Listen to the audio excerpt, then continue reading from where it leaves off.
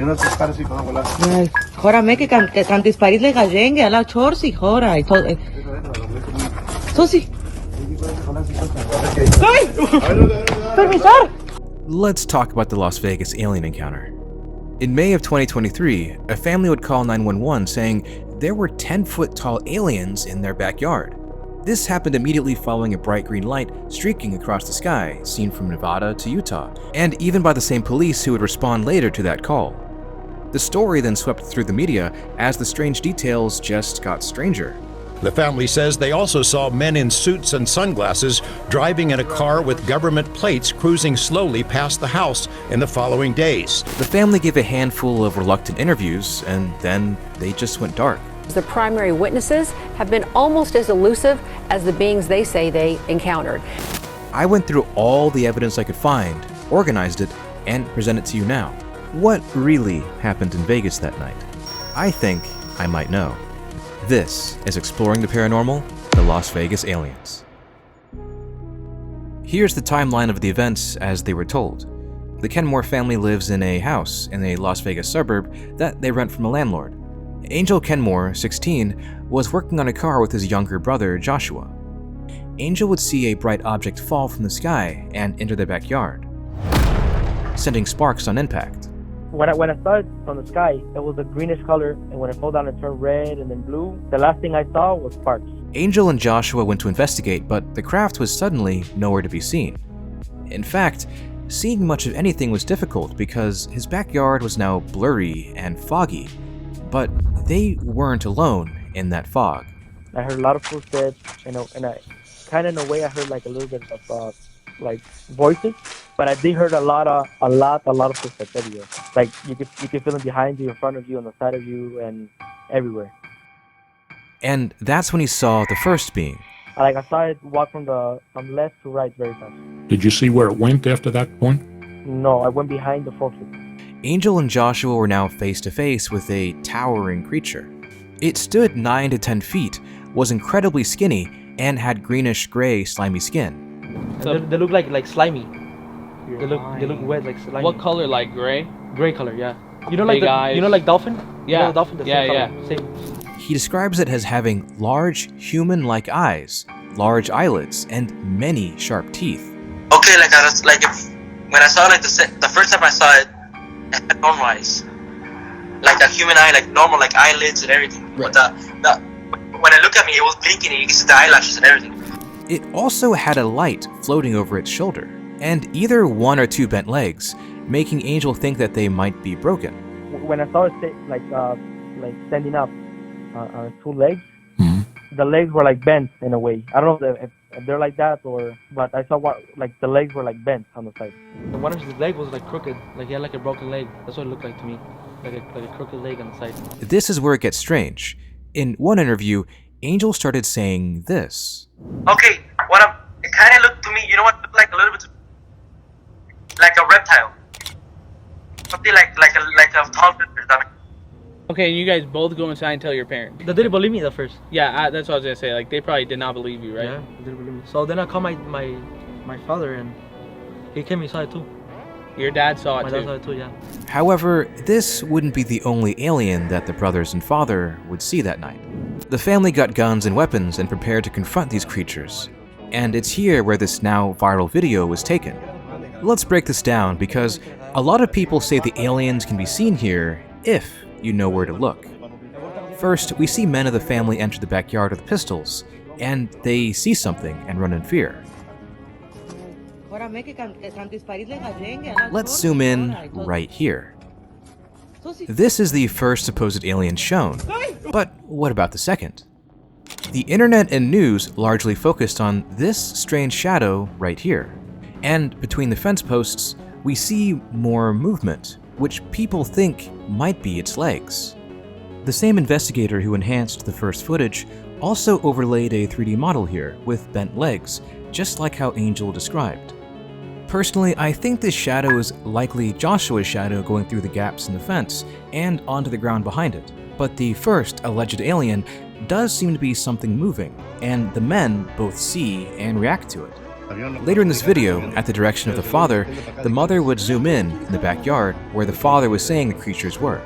The internet would outline a lot of shapes here as well.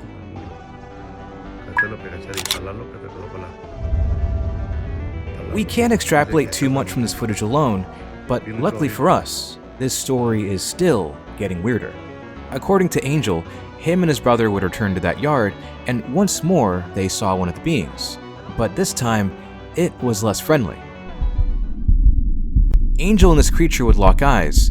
However, now its eyes were glowing neon, and he was unable to move. He was paralyzed.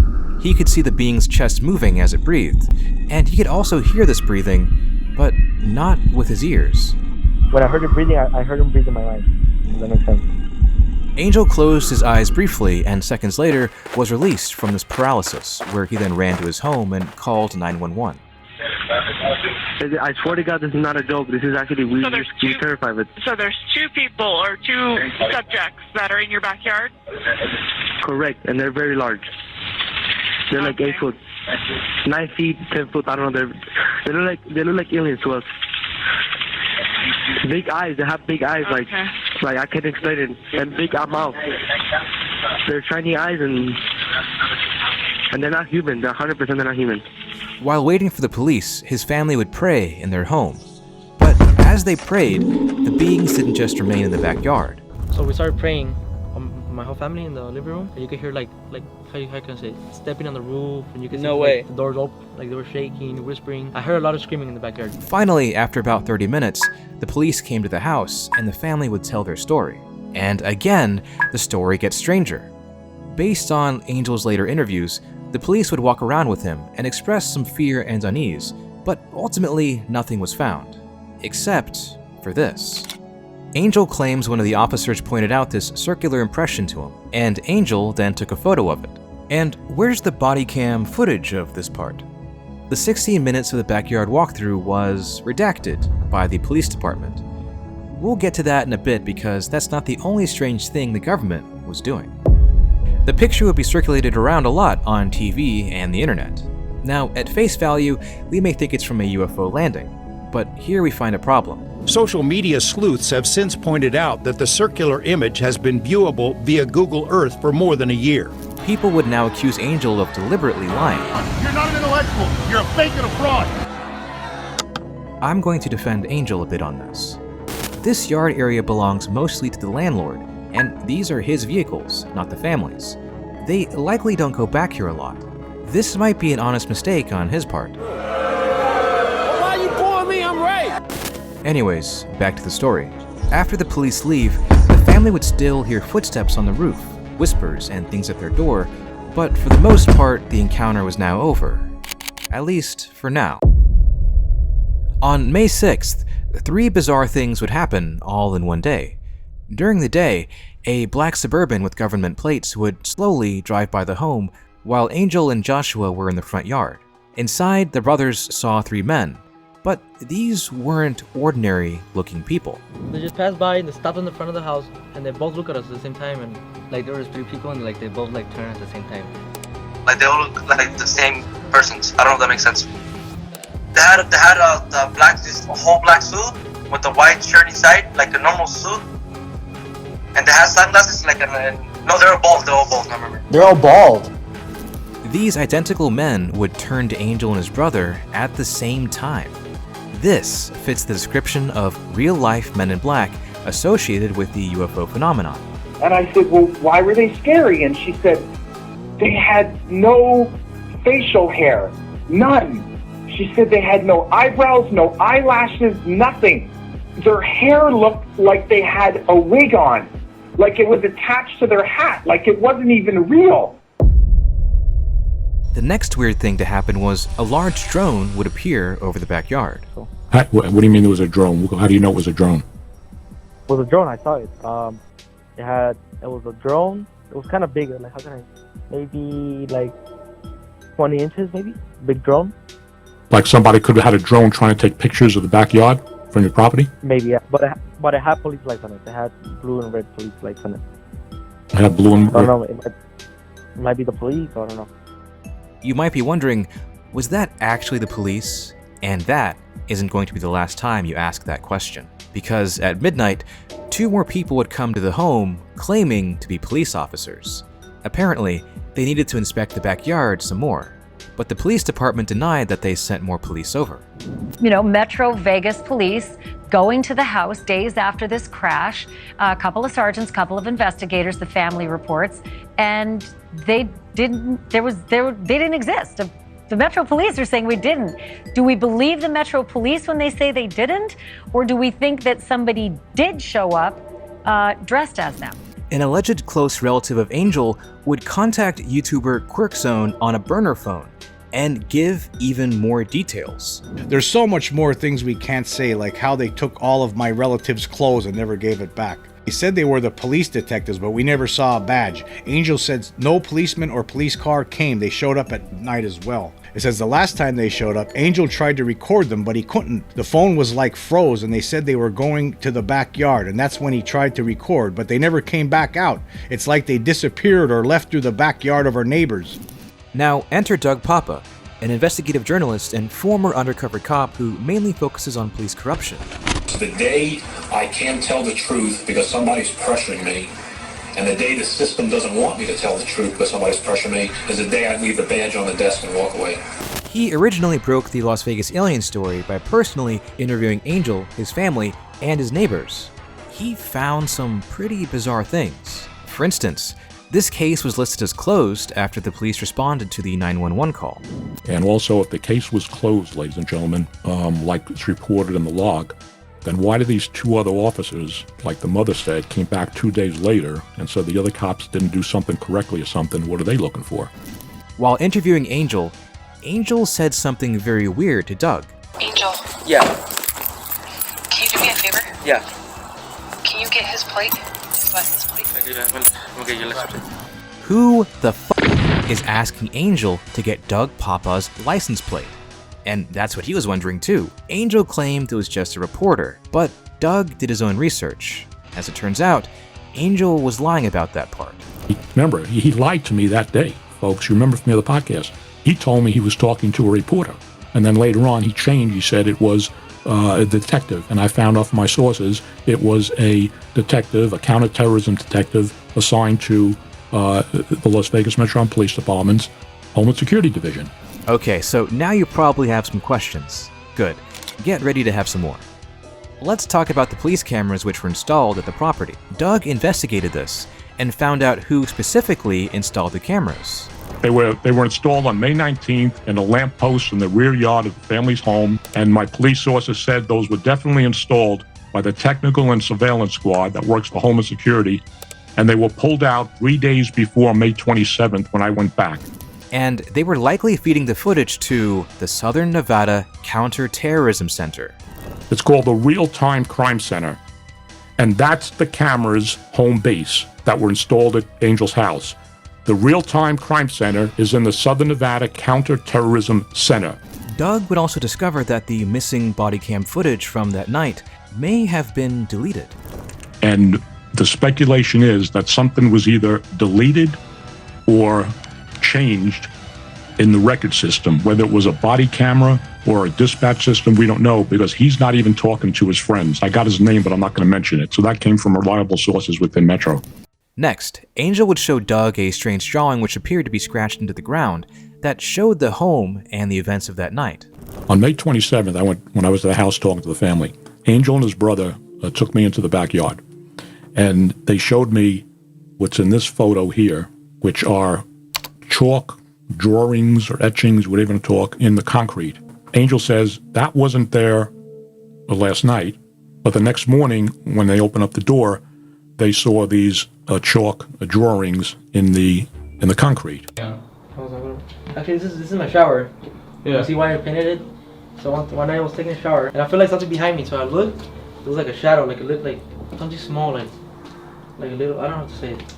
Like a short shadow, like a short, like a little, like a kid. Like a kid, yeah. That's what you know. And so you paint it over the window. Yeah. Dude, yo, that's actually crazy. When you take a shower, you hear like somebody like knocking, yeah. And we also get a very weird detail that almost no one talks about. That before all this happened, a mysterious woman approached him, Joshua, and their cousin at a gas station, after she had called Angel by name. It was an old lady. She comes to me, she's like, God wants to speak to you. I was like, what's going on? I kind of didn't believe it at first. I was like, they're trying to mess with me. She's like, I'm gonna tell you something's gonna happen to Vegas. Like, what's going on? They're like, and she's like, there's gonna be 10-foot creatures that are going to eat Las Vegas alive. So she's like, get my number down and let's pray to God so we can fight these demons. That's what she told me, but I lost her number, so. And I said, Angel, that sounds fucking crazy. And he says, well, that's the truth. That's what she did. And I said, if you start telling people a story like this, your credibility is going to go out the door because that sounds freaking crazy. And he says, well, that's what she told me. Now, with so many weird details about this case being told by the family and by outside investigators, this story would go viral across the internet and news media, and Angel would do a handful of interviews, one of which I found very interesting from Inside Edition. They asked the father, Angel, and Joshua to draw what they saw. And describe this. What is this? And what are these? These are, they look like ears, but they have they look like antenna, like light. And large eyes? Large eyes, a lot of teeth. No nose? No nose, no. Describe this if you can. You know, this is what I saw. The light was beside him. Yeah. I've tried to make the skin color, the skin tone it had. One of the legs, they look bent. Their drawings are different, so surely this proves it's a hoax, right? Wrong! One of the most reputable cases of alien contact in ufology had something similar, where in 1996, over 60 children witnessed a UFO land and aliens get out, but we would see different versions of the same event, because they would claim to have seen the same event differently. Of course, I'm talking about the Ariel School UFO incident. Let's get to a checkpoint ahead. A tinfoil hat is required past this point because we are going in one level deeper. A craft would land outside the play area of children attending the Ariel School in Zimbabwe, where over 60 children would see the beings exit the craft. And these kids would draw what they witnessed. Some saw the aliens having hair. Some saw the aliens walking, whereas some saw them floating. And then some saw nothing at all. The children would be interviewed later by a psychiatrist who was also a Harvard professor. He concluded the kids believed they had at least seen something genuine and weren't lying. And almost 30 years later, they still swear by the story as adults. But why am I bringing this up in relation to the Vegas case? One of the most famous pioneers of ufology research, Jacques Vallée, hypothesizes that a lot of the sightings we encounter may not be as physically real as we think, but may involve some manner of psychological projection. Vallée noted the similarities between medieval European stories of fairies, lutins, and kobolds, for example, and the short alien beings seen by abductees and other 20th century UFO witnesses. By drawing from powerful archetypes in our evolving cultural repertoire, they create a myth about themselves, their origin, means of travel, and purpose for visiting, which in turn influences our mythology with each new encounter. Vallée noted that most of the UFOnauts' revelations, especially those concerning their origins, were nonsense, and almost entirely different from one another. Science, he argued, had only ever studied the natural and spontaneous world of earth, water, plants, and animals. Never had scientists attempted to understand something that intentionally deceived its investigators, and led them into false beliefs. The Las Vegas encounter may be another instance of this known phenomenon in ufology where there was a real encounter, but some of the details just don't make sense because there's a non-corporeal aspect to it. But first, let's play skeptic. Was the family hoaxing this all for money or fame? Was this even real? Well, at no point in any interview did Angel advertise products or services, but when it comes to the story itself, a lot of the details were just everywhere, and do become nonsensical. The circle in the ground, chalk markings, and prophecies. And Angel was also very young, and English isn't his first language. Whenever he did interviews, he constantly told his story out of order, making it seem even more confusing than it already was. This made it difficult to assemble an accurate timeline of events, and to a lot of people, this made it look like he was lying. The only publicity they would get was almost entirely negative, and it would escalate from online to real life. Destroy the child. The family posted no trespassing signs, but break-ins have been reported frequently here as recently as last week. I'm not an actor, I'm not doing it for money, for fame. I actually hated that I'm on TV, to be honest. because I went to the gas station like yesterday, around 8, 9 p.m. and 2 couples came to me and they started touching me. They're like, I saw you on TV. You saw the alien? And I got like harassed, and I started screaming at them. I tried to call the couple. I was like, forget about it. The family had to lawyer up, issue a statement, and withdrew completely from the public light. Now, an attorney for that family is warning trespassers who go onto the private property that someone could be hurt, possibly even shot. And even though Angel started a YouTube channel, he only ever uploaded one video, and it was clearly an afterthought. I mean, this is how he ended it. I'm going to make a part 2 of the stuff that happened after May 1st, and thank you for watching the video. So I don't think this case was a hoax, but that doesn't mean it was aliens. It's more complicated than that. After listening to every interview of Angel I could find, their story has been remarkably consistent, and I do think he, his brother, and dad did see something. They're not lying about that part of the story. I don't think it was a hoax by the family. I think it was a hoax on the family by some people that glow in the dark, and they got these people tangled up in something bigger than them. This is my hypothesis. The family was scoped out ahead of time for being very religious and for not being native English speakers. You know, all Angel kept telling me, he kept reiterating when I was talking to him, both in person, even on the phone. He just kept all the time. You know, we're Christians, we believe in God, we believe in Jesus, you know, we believe in God, we believe in God. That's ideal for having witnesses who believe in the supernatural, but will struggle to communicate what they saw. And then, months later, you fire a flare or firework into their backyard. But remember, I said on the podcast that I spoke to the next door neighbor, and she said about that time she heard a thud. The fog Angel, Joshua, and their dad encountered likely had subtle traces of a hallucinogenic. And then they would see something, which was physically real, but not exactly aliens. The body cam footage by the police would be redacted to hide any evidence or loose ends, and a drone comes in later to look for anything left behind. And then you send in men in fake police uniforms to clean up the scene. I think the family was then slowly intimidated by the government.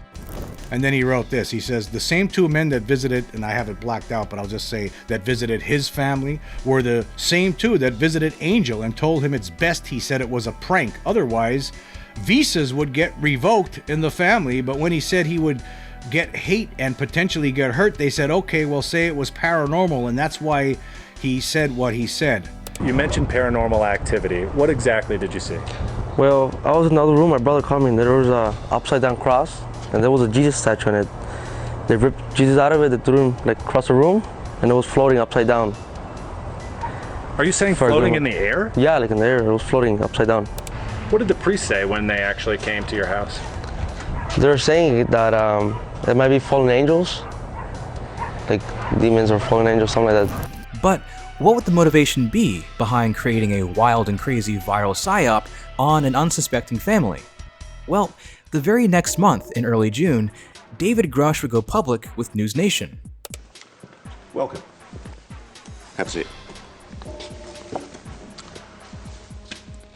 Maybe start off telling me your name and who you are. David Grush, an incredibly highly cleared intelligence officer, had gone to Congress, and with him, he had brought evidence and witnesses of an illegal program.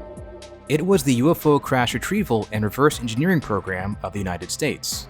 So, an official investigatory body of the United States government has determined that your allegations are credible.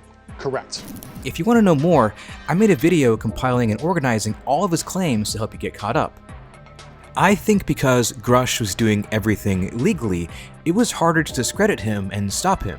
So, alongside threatening his life and his wife's life, I think one other way they tried to stop him was by overwhelming the news with a seemingly nonsensical but viral story, thus distracting from Grush's story and making him look bad by association. In other words, they wanted people to not even know David Grush existed and be unaware of how seriously Congress was taking him.